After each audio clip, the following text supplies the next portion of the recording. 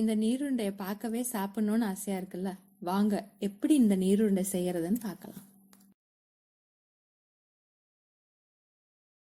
நீருண்டைக்கு முக்கியமான ஜாமான் அரிசி. நான் இப்ப 2 டம்ளர் இட்லி அரிசி எடுத்து வாஷ் பண்ணி வைக்க போறேன்.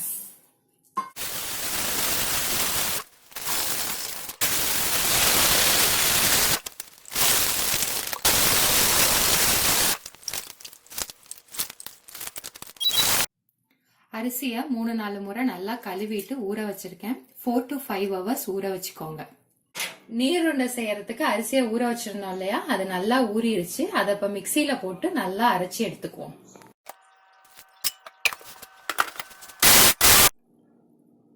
மாவை நல்லா அரைச்சி எடுத்துக்கிட்டாச்சுங்க. அதுக்கப்புறம் வேற என்னென்ன ஜாமான் வேணும்னு இப்ப நான் சொல்றேன். 2 கப்பு அரிசிக்கு 2 கப்பு தேங்காய் துருவலா எடுத்திருக்கேன். நானு கடலை பருப்பு அவிச்சு எடுத்திருக்கேன். உப்பு எடுத்திருக்கேன். தாளிக்கு தேவையான ஜாமான் என்னென்னு பாப்போங்க.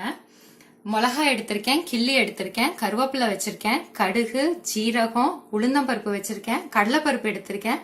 தாளிக்கும் போது தாங்க இதை ஆட் பண்ணுவாங்க. ஆனா நான் அவிச்சு வச்சிருக்கேன். எதனாலனா என் பிள்ளைங்களுக்கு இப்படி போட்டா பிடிக்கல, அதனால நான் அவிச்சு வச்சிருக்கேங்க. கொஞ்சோண்டு ஹிங் பவுடர் சேர்க்கணும், அதாவது பெருங்காயத்தூள் சேர்க்கிறோம். எண்ணெய் எடுத்துக்கிறோம், தேவையான அளவு எண்ணெய் எடுத்துக்கிறோம். தேங்காய், கடலை பருப்பு, உப்பு 3ஐயும் அரிசி மாவுல கலந்து மிக்ஸ் பண்ணி வைக்க போறேங்க நான் ஃபர்ஸ்ட்.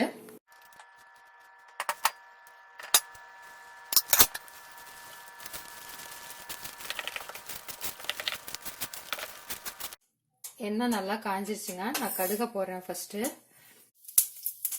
கடுகு பொரிஞ்சிருச்சு. அடுத்தது ஜீரகம் போடுறேன். அடுத்தது உளுந்தம்பருப்பு போடுறேன். அடுத்தது மிளகா போடுறேன். அடுத்தது கருவேப்பிலை போடுறேன்.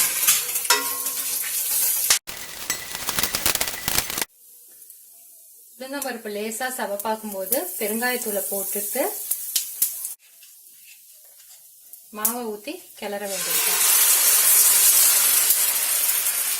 அடுப்பை கொஞ்சம் சிம்ல வச்சுட்டு கைவிடாம கிளறணுங்க.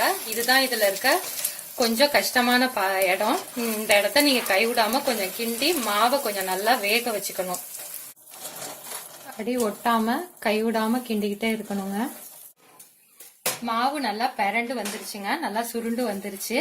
இப்ப கொஞ்சம் கையில தண்ணிய தொட்டுக்கிட்டு இதை அப்படி எடுத்து உருட்டி பாத்தீங்கன்னா உருட்ட வரும் உங்களுக்கு. இதுதான் கரெக்டான பக்குவம்.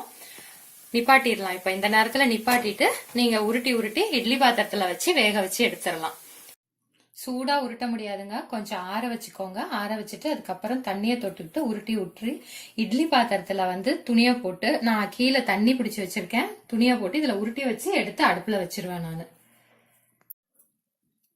நீங்க எப்படி வேணாலும் பிடிச்சி வச்சுக்கலாம். இப்படியும் பிடிச்சி வச்சுக்கலாம், கொல்கட்டை மாதிரி. இதுக்கு பேரு நிறைய சொல்லுவாங்க. தேங்காய் உப்பு கொல்கட்டைன்னு சொல்லுவாங்க, நீராவி கொல்கட்டைன்னு சொல்லுவாங்க. ஒவ்வொரு ஊர்ல ஒவ்வொரு பேரு இதுக்கு, அவ்வளவுதான். அடுப்புல வச்சு வேக வச்சு இறக்க வேண்டியதாங்க. சுட சுட நீருருண்டை ரெடியா இருக்குதுங்க. நான் உங்களுக்கு காமிக்கணும் அப்படிங்கறதுக்காக டெக்கரேட்டிவ் பர்பஸ்க்காக 2 சட்னி செஞ்சிருக்கேன். இது சும்மாவே நீங்க சாப்பிடலாம், அருமையா இருக்கும். ஒரு பொருளும் தேவையில்ல, அரிசியை வச்சு அழகா செஞ்சு சாப்பிடலாம்.